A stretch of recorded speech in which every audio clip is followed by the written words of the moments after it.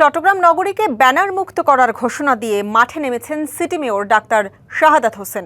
এক সপ্তাহ পরও কেউ নিয়ম না মানলে কঠোর হওয়ার বার্তা দিয়েছেন। দুপুরে চকবাজার এলাকায় নিজের ব্যানার ছিঁড়ে সপ্তাহব্যাপী কার্যক্রমের উদ্বোধন করেন তিনি। ফুটপাত দখলদারদের বিরুদ্ধেও হুঁশিয়ারি দেন তিনি।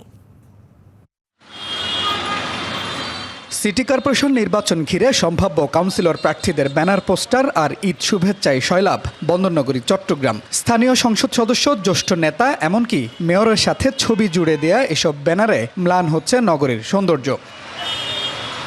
অবৈধ এসব প্রচার মাধ্যম উচ্ছেদে বুধবার দুপুরে নগরীর চকবাজার এলাকায় মাঠে নামেন নগরপিতা। নিজ হাতে ব্যানার ছিঁড়ে সপ্তাহব্যাপী উচ্ছেদ কার্যক্রম শুরু করেন। যেহেতু আমি আমার নিজের ব্যানারে ছিঁড়ছে, কাজে অন্যদের ব্যানার অবশ্যই খুলে ফেলা হবে এবং আমি চাইবো যে যার যার ব্যানার যারা লাগিয়েছে তারা যদি নিজেরা খুলতে পারে তাহলে আরও খুবই ভালো।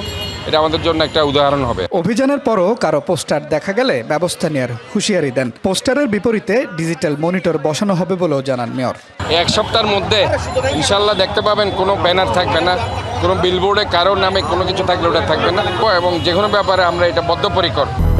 200-র বেশি সার্ভিস ও ফিচারে লেনদেনের সব বিকাশ অ্যাপে সম্ভব। আমরা এটা করে যাব। এই সময় অবৈধভাবে ফুটপাত দখলদারদের বিরুদ্ধেও হুঁশিয়ারি দেন মেয়র। গ্রিন, ক্লিন ও হেলদি সিটি বাস্তবায়নে এই কার্যক্রম অব্যাহত থাকবে বলেও জানান ডাক্তার শাহাদাত। Mujibul Haque, DBC news, Chittagong.